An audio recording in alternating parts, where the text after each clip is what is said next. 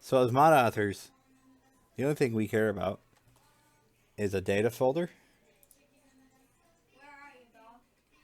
the GetMod README, and a non-existent mods folder, which we could just make right now.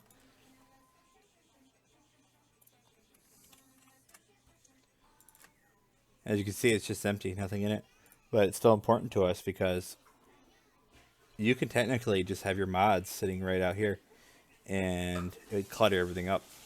So I'm encouraging you to use this. Alright, let's go ahead and start by installing the NSC mod.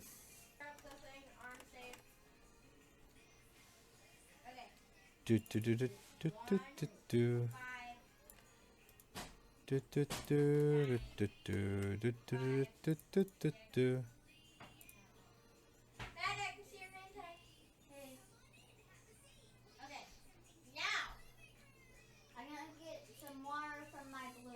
The mod's installed, but we did a little bit more here than just paste in the mod. We actually replaced the vanilla getmods.php file. This thing right here. So let's open that up and take a look at what we did. The default getmod actually looks like this right here. N rows equals 0. What does that even mean? Well, let's rename parts of it so that way it speaks a little bit more like English instead of computer gibberish. Alright, as you can see, I added something on the bottom here. If I could rename this part to something more descriptive of what it's doing, this is what I'd call it. When the game wants to know how many mods it's supposed to look for and load, this is essentially what that means. And this number on the right just means this time when you load the game up, don't load any mods. So give me 0 mods this time. So, how many mods am I loading? 0. Now let's go back to the NSC example. Alright, so we can see that Chico, the author of NSC, said, hey, how many mods am I loading this time? 2. And you might be asking, well, isn't an NSC just 1 mod? Yeah, to us, yeah, but not to the game. You can see here, we got multiple file paths here. And we have 2 sets of names. That's how you can figure out how many mods this is actually made up of. We think of it as 1 mod, but it's actually made up of what I like to call these XML sets, because there are 2 kinds of XML that can make up a mod. XMLs that create new items in the game, and then there are XMLs that replace existing items in the game. And the way you know what kind of XML set you're dealing with is just to look at the name right here. If it has 0 for a name, it is overriding existing data and doesn't need a name. 0 means it actually doesn't have a name. If its a name is something other than 0, that means it's creating new content and adding it to the game. New blocks of code. So again, to me, there are 2 kinds of XML sets. XMLs that are overriding existing data, what I sometimes like to call vanilla overrides. Other mod authors like to call them 0 folders or override folders. And then there are mods that don't override anything but add new content, and I like to call those add-on files. So before I move on to what this means, which you could probably guess what it means, just to recap, mods have to have names unless they're override files. Why do they need the names? Because when the game or even another mod wants to use code inside of the add-on files, this makes it easy for the code to find the specific mod you're looking for. Over here you got the mod URL, which just means, hey, what folder can I find this XML set in? And that answer is in the mods folder, then in the NeoScav extended subfolder, and finally, for this specific mod, in the NSE extended mod folder.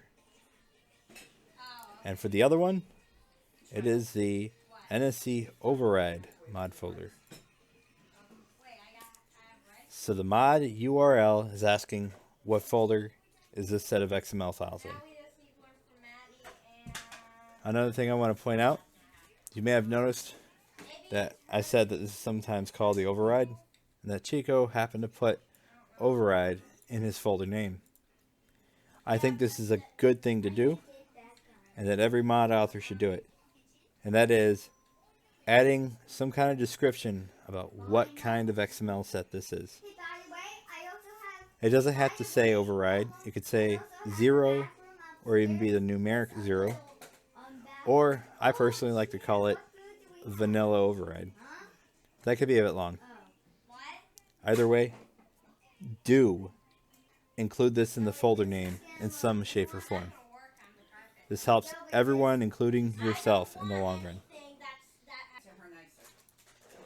As for this folder, you notice he didn't add what I call them add-ons. He didn't add that to the name. Add-ons are a term that I use.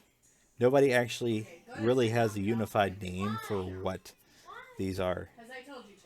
And that is why I started and invented the term add-ons.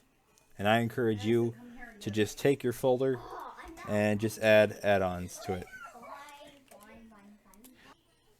Adding these descriptors in the folder name helps you identify what kind of XML set it is without having to look to any other source to figure out what kind of set it is, to see if other folders have a descriptive name, and thereby deducing that because if this doesn't have override in it, that it must be an add-on, or without having to go through the hassle of opening up the GetMod file and seeing if it has 0 for a name.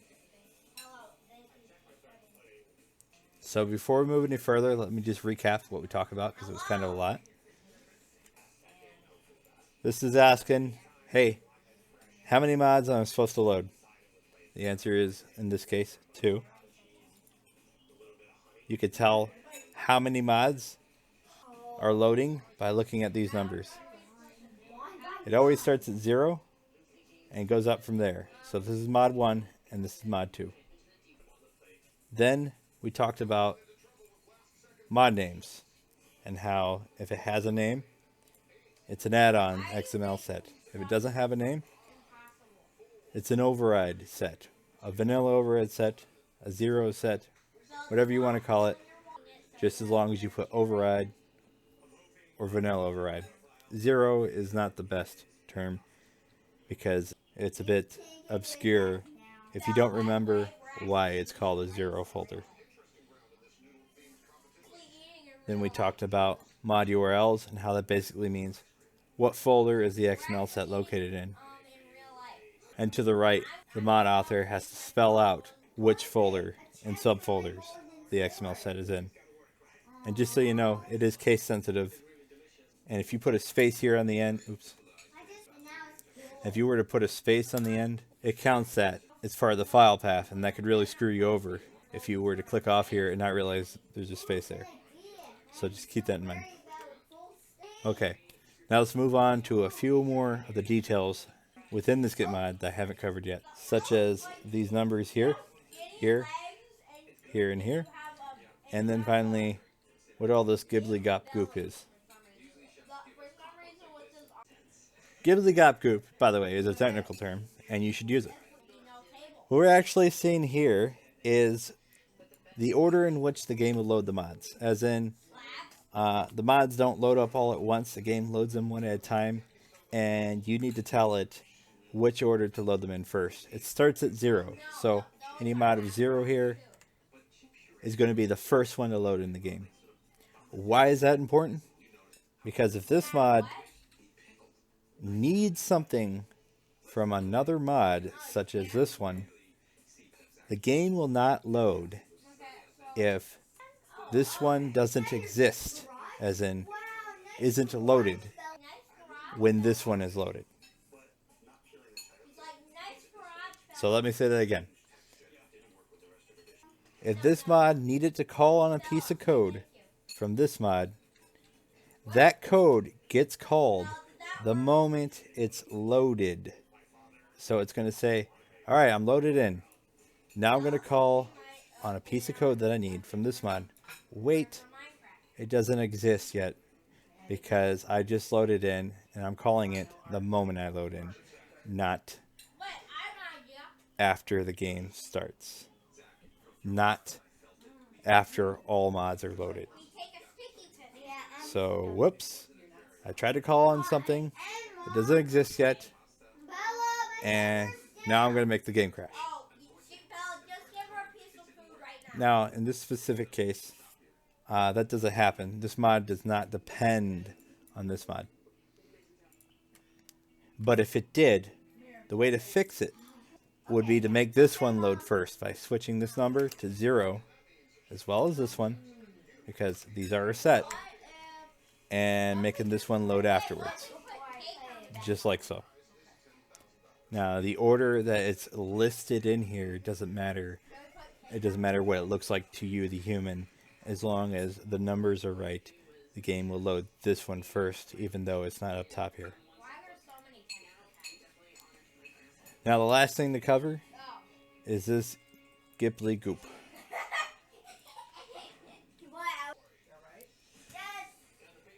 Alright, Ghibli goop. This is actually borrowing a bit of programming speak. So, as someone who's not familiar with computers, you're not going to understand this much, nor does it actually matter. It doesn't matter that you understand what this means. It actually means shorthand for string, but that's not important. What is important is that you keep it together with all this.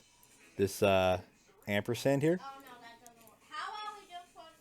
is like an instruction to the computer, okay? You got to keep this whole set together as one unit. Don't be doing things like splitting it up like this, or taking half of this and putting it in with here. It doesn't work like that. So just remember, these ampersands here are the start of an instruction, and it's telling the game how to do something. And the instruction should end without any spaces, or it should end with another ampersand right at the end of it. So let me cover that again. Which mods to load first? And this is actually just Ghibli goop that you just need to keep together with all this. So each one of these, this is an instruction. This is an instruction. This is. And this is. Keep them as one unit. Alright, so we talked about that, how they're instructions. You notice I said keep the instruction as one unit. I didn't say keep the set of instructions, as in the name and the URL, as one unit. You can technically do this, and it'll work just fine. This will not break anything. And I used to prefer this because I thought it was easier to read, but I found that when I needed to change the order of when a mod loaded, it actually made it a lot harder to just kind of thumb through and make sure I keep sets of instructions together. So I personally now prefer this. However, both ways work fine, but for the love of God, whatever you do, don't do this. Please, no. Because that is hell of a hard to read.